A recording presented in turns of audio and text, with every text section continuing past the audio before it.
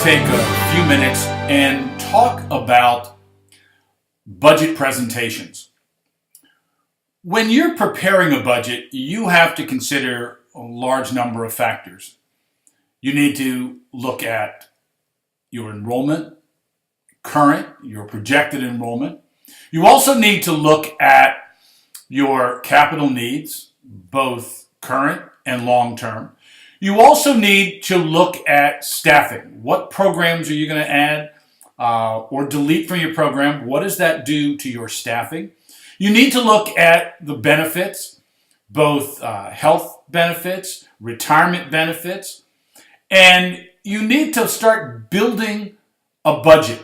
And once you build that budget, it's important that you present that budget to the individuals, whether it's a board or a pastor or the diocese, that would look at that in its totality. Now, you need to make sure that it's very clear for anyone who looks at that. Over the course of the last several months, we have looked at a number of topics. And we've also talked about things like budget assumptions and the involvement of stakeholders and the impact of the budget and the rationale for the budget that you have created. The material that you're going to view in this presentation today will address those facts. Take a look at this information because this will help you build your budget. It will give you a better picture of how all of the different pieces of your budget come together and what you need to do as the head of the school to make sure that the budget is very clear and understandable to those who would in fact view this budget. Now, when we talk about building a budget, we talked about a lot of different individual terms, and we've been looking at things in isolation. What you'll see in this particular presentation is what you would be able to present to your board, if you want, to your parents, whatever constituents you thought needed to see this. Now, in this particular case, it covers everything that you need to do when preparing a budget. So let's start at the beginning. It says what the institution is, what year it is. Now, first of all, I think it's always important when you're doing a budget presentation to consider where you've been. Again, just some quick background information. Now, in this particular case, in 2006 and 2007, our student population had been 1,140 students. The budget had said we were only expecting 1,070. So as you can see, we had quite a few extra students. The tuition was $9,500 and we had class fees. And you can see class dues, tuition, and so forth. So, and again, you'll see down here the Aquinas program fee. That was a specialized program for students with mild learning disabilities. Now, our basic assumptions for this particular budget, we were going to say our student population would be at least 1,085. But we were really going to anticipate a student population of 1,153. Now, people say, well, why do you do that? I always underestimated my enrollment because I always wanted to make sure that I had a cushion. If you have such a tight budget that if you lose one or two students, you suddenly throw the budget off and you can't pay your bills, that's a problem. So when I underestimated, it gave me a cushion and it also allowed me to do some things during the course of the year if I needed to do that. It also allowed for the case that something horrible would happen and I would lose a group of students that I had not expected, and suddenly I'd be able to make sure that we still could cover the budget. I always thought it was important to break down how many students do we have by grade. I would tell people what the proposed tuition would be and the percent of tuition increase. It was going to be 6%. And again, you'll see the fees. Now, I also said, well, a big part of the budget, as you well know, is the salaries. So we would say, okay, we were going to do a step plus 2%. Our average step was about 2%. So the average increase would be step plus 4, which would be 6%. Administration staff would also get 6%. I also said that I needed to increase my staffing. I was going to add one new religion teacher, and you can see I was estimating at $3,500. And you'll see athletic trainer part-time. I already had one, but I needed another part-time person. School psychologist I was adding.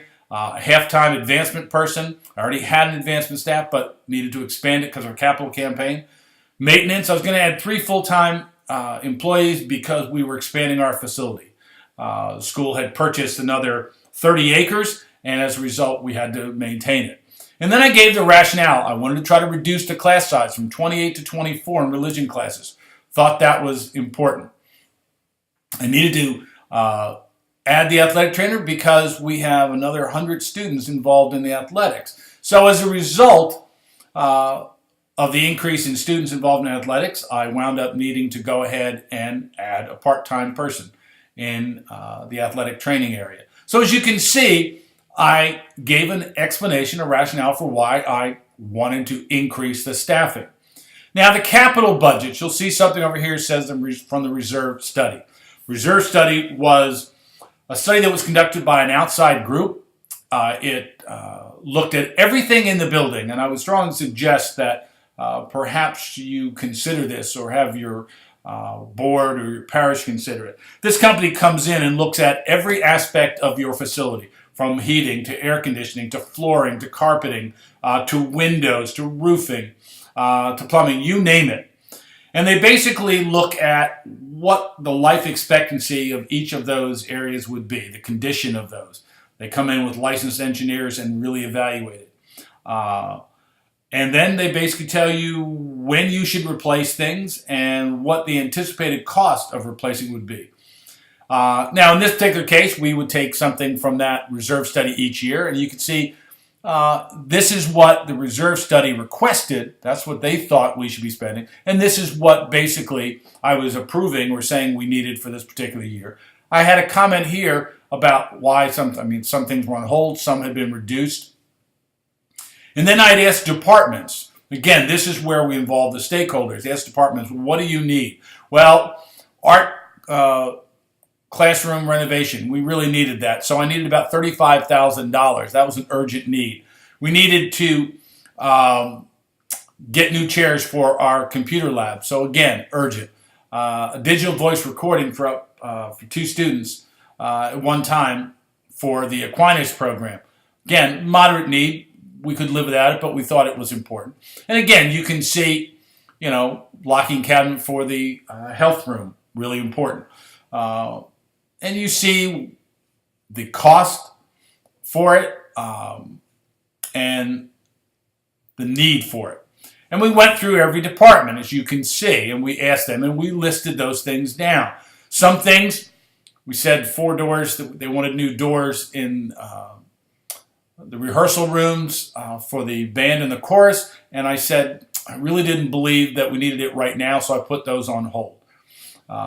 In some cases, you'll see here in the PE budget, that was something that they used every year because they kind of got beaten up, these hockey goals, and as a result, they included those in their budget instead of the capital. From administration, I asked the administrators, what did they need? What did they think we needed to do? So again, you'll see what they put as their options right here. They said we needed 300 new desks because some of the desks were in ill repair. So you'll see that's what our budget item would be. Now, then we would take the budget and we would go and start listing the income. You'll see here, this number, that's basically the account number. So this is the general heading, tuition income. The tuition income, this is what it was for the year before. This is what it was, we were planning on it being. And this was a percent of change. I always think that that's important because you get an opportunity to tell people exactly what it is that you're trying to do. The Aquinas program brought in $120,000 additional. And again, we would make sure that that budget reflected that. Student fees, you'll see. Other income, we had late tuition. If people were late, we got about $500 for charging them for late. Re-registration fees. There really was no increase. It was the same fee as the year before. Application fees, pretty much the same because we expected the same number of students applying. We had a testing fee. Again, it was up because of the increase in the AP enrollment for our students. Now, advancement income, again, what we were looking for was advancement gifts. Those were, that was basically from the annual fund activity. The alumni giving, that was basically from a particular program that the alumni did. And then the advancement gifts, those in this particular year were specialized gifts. You can see the year before we had some larger gifts because we had very particular projects that we were working on, and this year those we didn't have as many of those. But again, we were looking at about $906,000 coming in from advancement. Student services, the bookstore, you'll see. Uniform, we basically had our students wear uniforms, and that was from the school store what we sold. Dining services, as you can see, in this particular case, this is what we got from students buying lunches. Now, truth be told is, a year or two after this, we decided to go with an outside firm, so it changed all of our numbers. But it can mean a significant amount. Vending machines, as you can see, we made about $25,000 or $27,000 in our income. We were increasing this amount here to by 8% because we thought that more people were buying because we were basically using water in those, and a lot of students were buying the bottled water. School bus, we had a school bus, and that's the income that was generated from that. Now, there are other income things that we had. Copy income, if you put a dime in to get copies in the library, that's what it was. Not a lot of money, but it's something. Birthday club, library had a little thing that a parent could buy a book and put their child's name on it as a birthday present. We had some of that. Student government association and other club incomes. That was basically from dances that they had and different activities that the student government sponsored. College fair, we brought in a number of colleges. Now we were anticipating 18% less. Why? Because we had decided that the year before we had too many colleges and then some didn't get much action during that, so we decided to reduce that number. Transcript income, if you were a graduate of school, we charge you for a copy of your transcript, and that's about what it was. Rental income, we didn't rent the building out too often, but there was some. Parking fines, if students were parking illegally, we did give them a little ticket. Parking permits, if you parked on campus for a student, you had a parking permit. Membership, we had a band boosters membership, so parents could do that. That money went as income. Concession income, again, we had athletic boosters from football games in particular. Textbook income, that was the rebate that we got from the company that we worked with. Yearbook tributes, parents could put things in there.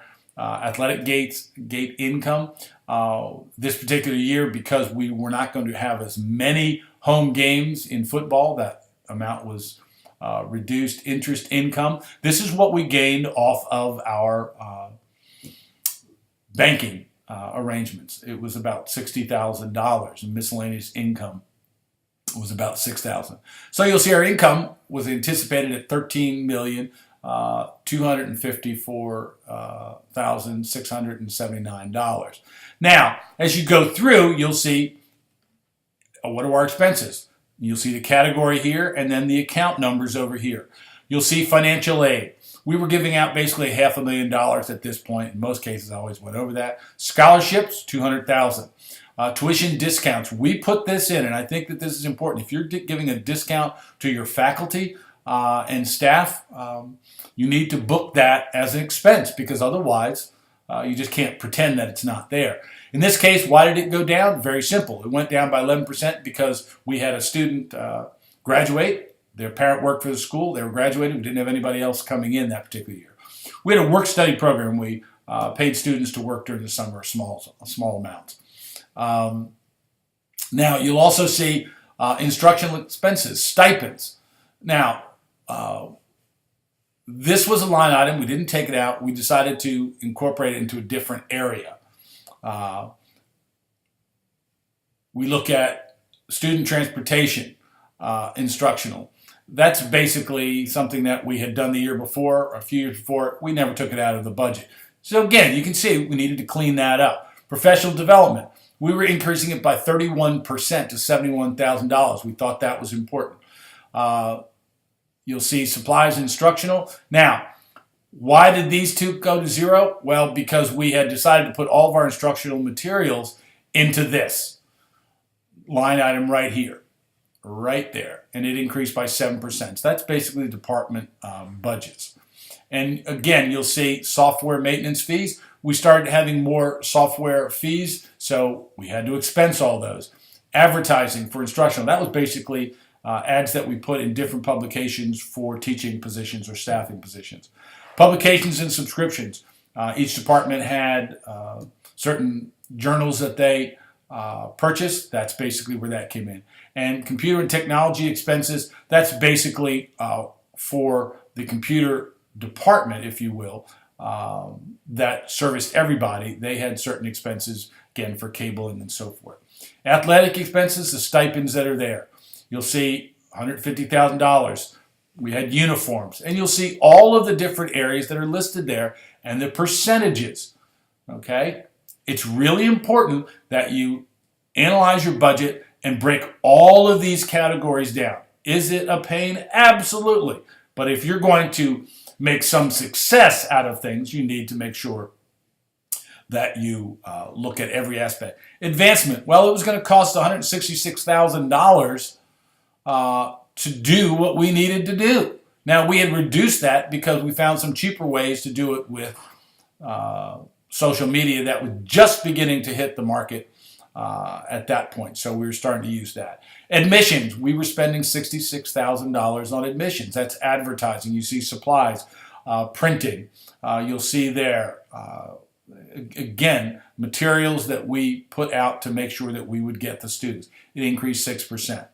And again, you see the administrative staff salaries went up. Now, when it really jumped here to 22%, why? Because we're adding this person here.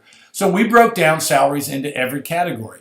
Admissions, advancement, alumni, dining services. So when you suddenly look at this number here, and if you went back and said, well, they said income was $360,000, you'll see, okay, well, half of that just goes strictly to the salaries to pay those people. Guidance, information, technology. Every area in the school was placed in the budget and had their own line item. It's very easy to see where I'm spending money and see if I'm overstaffed, to be very honest. And then you'll see payroll taxes. You've got to make sure that you do that. Why did this increase to 7%? It increased by 7% because we're adding new people. But that's $452,000 that went off the top because of payroll expenses. Our health insurance premiums were $678,000. Now remember, this was projected for 2007. Imagine what it is today. Pension and life and long-term disability. Okay, so for the pension fund, we put in, and for life and short-term and long-term disability, $481,000. Unemployment compensation, $61,000. Now you'll see this post-retirement benefits. That was still a line item that at this point we had not eliminated off the budget line as a line item because of the fact that in the past, before this, the school and the diocese, the Archdiocese of Baltimore, paid for the health care for retirees. They dropped that as a benefit. Therefore, there were no expenses. And you'll see maintenance. If we leased equipment, that's what this was. You'll see rental expenses, didn't have it. Repairs and maintenance. This is what it costs to maintain the building. Custodial supplies. That's cleaning supplies. The people that we had a custodial company that cleaned the building. that was what they charged. External ground maintenance to maintain. This is what it was. Now, I was fortunate because I had someone that basically decided they were going to do this for free for us, but I still had to book it as potential income. And utilities, you'll see here, were $275,000. Now, you'll look at this general administrative expenses. And if you take a look at some of these, you'll see things like school improvement program.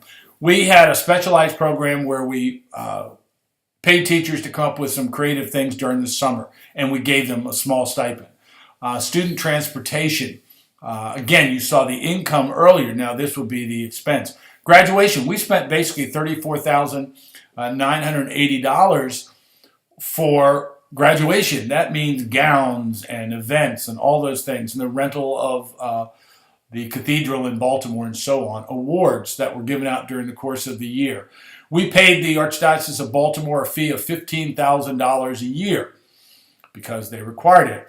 Our accounting fees, okay, you have to pay to have, we had ADP to do our payroll, and we had an audit which cost us about $7,000 or so a year. All that's included in this, but it cost us about $49,000. Administrative supplies, how did I get this number? I got this number by asking all the people in the administration and their support staff to come up with what they needed, they anticipated for the following year. So as you go down, and you'll see something in here, it'll catch your eye. It'll say President's expense $6,300. What was that? That was an amount set aside for the president of the school to take board members out to lunch, to go to workshops, to do everything related to that office that was not a straight line item. And that's what the board did. They gave the principal $4,500 because the principal did not do as much in terms of outside activities. But again, you'll see postage and you'll see telephone charges. You'll see a line item for bad debt. Luckily, we were not anticipating that. Furniture and fixtures, what we needed to buy. That's, again, part of the capital. Auto and travel, that's basically if people needed to go to different meetings in the area. That's what that was. We decided to eliminate just administration and put it into that. Professional association dues, again, for some of the school-wide materials, that was $22. Then you'll see publications there. You'll see public relations. And public relations was when we had events. We had something called a coffee and conversation where I would sit down as the president of the school with all of the freshman parents in small groups, and we'd have coffee and donuts in the morning. And we did that for about 10 days or so during the summer. That's one of those things. We had a board luncheon. We would have the senior events for parents, and that's what that would be. Special events, that basically was a part of our special auction, if you will. That's what we actually, even though we gained a lot more money off that, that's what we expensed on that. We generally brought in between $150,000 and $200,000 on that. Property and casualty, you see, was $177,000. Debt service, we had a loan that we had taken out for construction. At one point, we were paying off that loan, and depreciation of $230,000. And again, you'll see capital expenses, $170,000. And again, that goes back to the earlier discussion we had. Gift in kind, that is something that we'll talk about in the coming weeks, and that is if someone does work for the school or donates something, but they don't give you the money, they just give you the item. That's a gift in kind.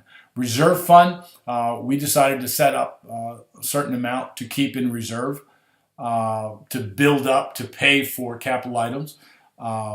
So when you take the depreciation of $230,000 up here, along with the $200,000, that basically gave us $230,000 that we were putting aside this particular year for long-term facility repairs. You'll see technology expenses, again, $108,000. Again, that's dealing with computers, and we were renting some of those. Student services, Again, uniform purchases, so forth, and you can see all those. And that's what our bottom line expenses. Now, truth be told, this says that at the end of the day, we're anticipating $136. Now, most people say that's ridiculous. Yes, but what you have to remember is that this item up here of the reserve fund, as well as the depreciation, those were funds that, quite honestly, that was cash. We booked it as an expense, but we had that if we needed it. Plus, because of the fact that I budgeted for less students than we actually had, that also gave me an extra cushion. So we would go, and again, as a part of my comparison, I would compare our tuition with other schools in the area. So this was an all-boys high school in Baltimore, and St. Mary's was a co-ed school in Annapolis. And you'll see, I wanted people to understand how our tuitions compared to those. And then I simply put thank you for your consideration. And I thank you for listening to this presentation today, because hopefully you'll have a much better idea of what goes into building a budget. You need to look at a variety of aspects. You need to look at information regarding where you've been and where you're going. Now, I would like to just have you look at one other sample, if you will, and this is another format for preparing a budget.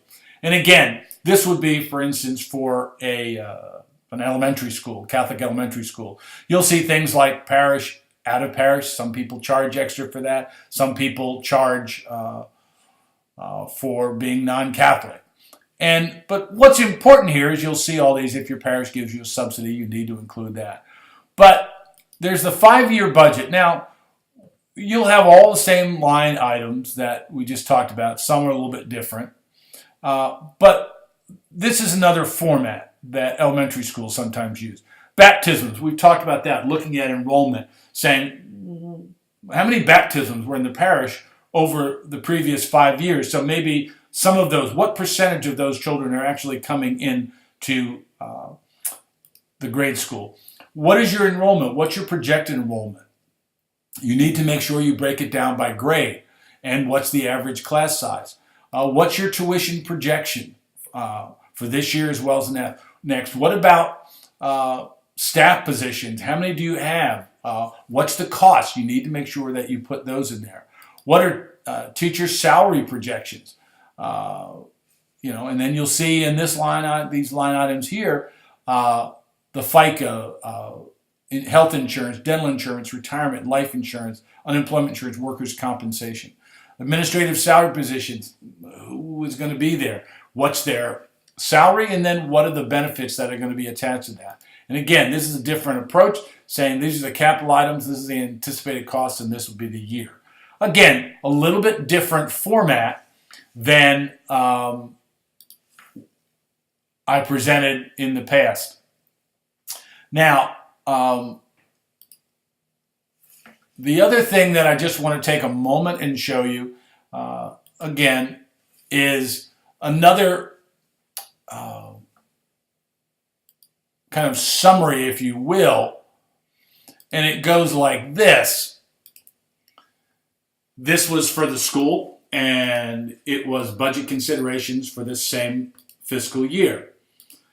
The issues. Now, as you can see, this was a part of a presentation that I gave on the budget.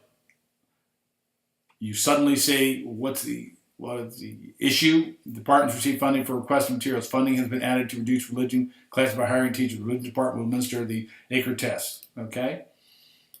Now, you'll see issue 2.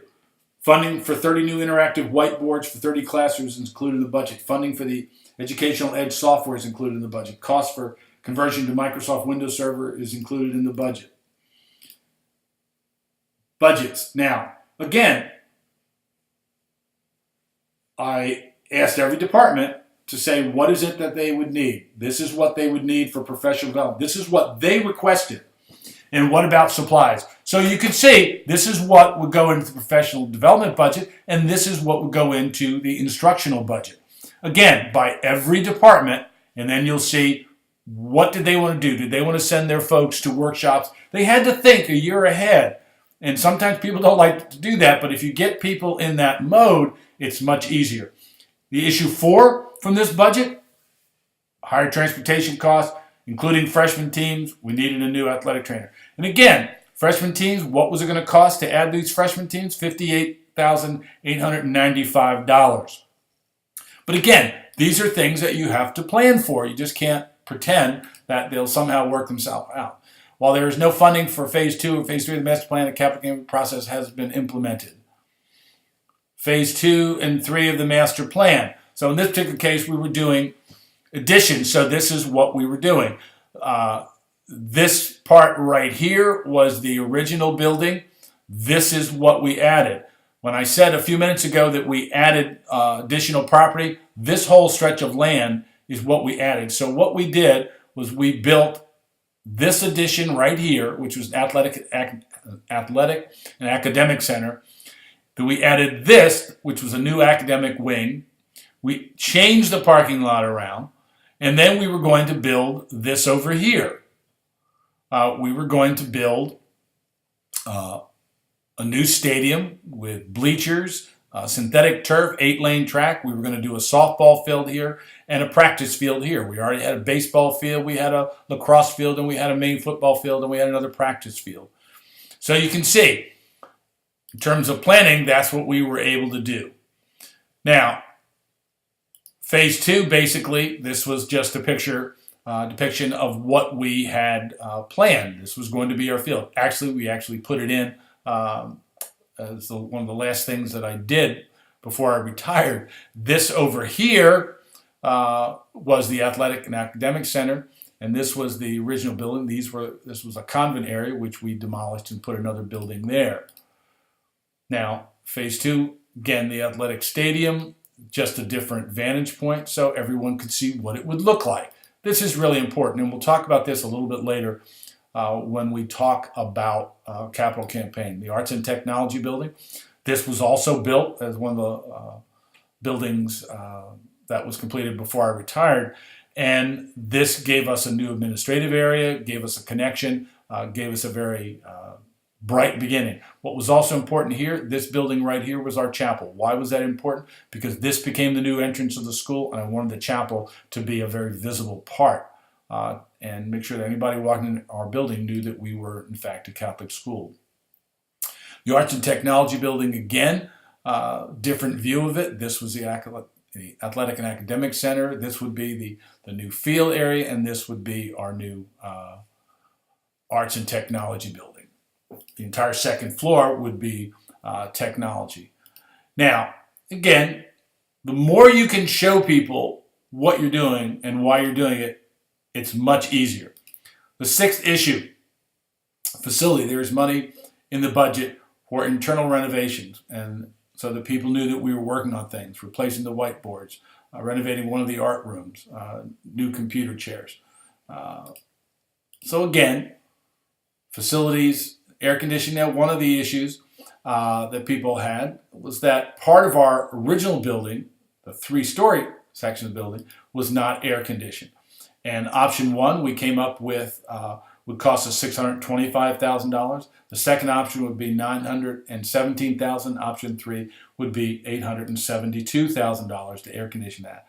Option 3A would be $963,000. Option 4 would be $826,000.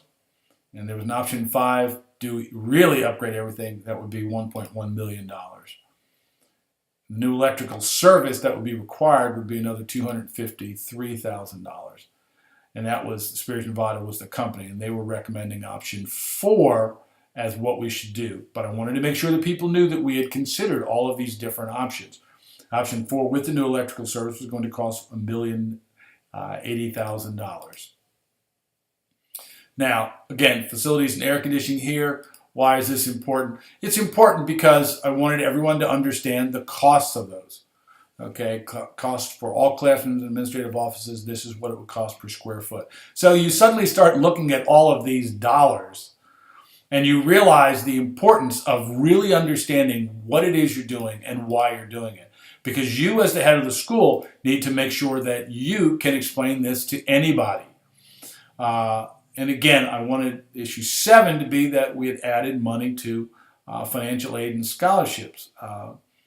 And that we were currently offering 20 to 30% less financial aid than some of our competitors. In particular, there was a Jesuit school that was much farther along than we were. We were a much younger school, and there was a need to involve more alumni in actually developing new scholarships. The 8th issue regarding this budget, again, the salaries and benefits. They continue to improve. The proposed budget reflected a step +4 increase for the faculty. Benefits continue to increase at a rapid pace. The projected increase from the Archdiocese is 15% for that following year. And then talk about merit pay. This was a topic of discussion at our school. Was there something that we wanted to do? And again, looking at the comparison of the tuitions, another way to look at it.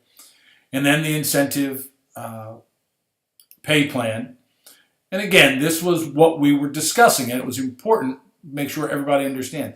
There was needed to be, at the very center.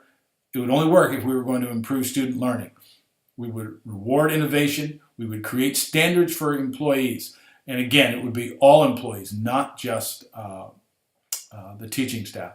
And the concept had to be approved. First, we had to get the concept approved. Then we had to create the standards. Then look at that. Now, advancement organization.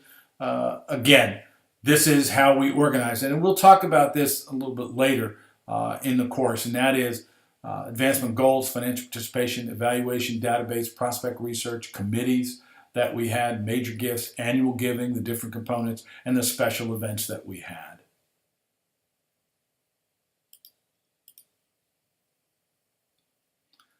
The 9th issue with the budget was, again, the size of the school. People were asking about that. We were not looking at increasing the student population beyond that amount. In the end, we actually did because we had so many people. And again, it was always thanking people for their consideration. Again, I hope this information, 2 different ways to present it, but as you can see, sharing the budget and with other people is a useful thing. How you do it, there's different formats. But in creating a budget, you now know what goes into creating a budget, the different factors. So as you start thinking in your own mind about what you're going to do at the end of this course, which is create a budget, those are some of the things that you have to keep in mind. Now, you'll be given a format for that. But again, remember all of these different factors come in. Again, as always, I appreciate it. If you have any questions, please feel free to let me know. Thanks again and have a great day.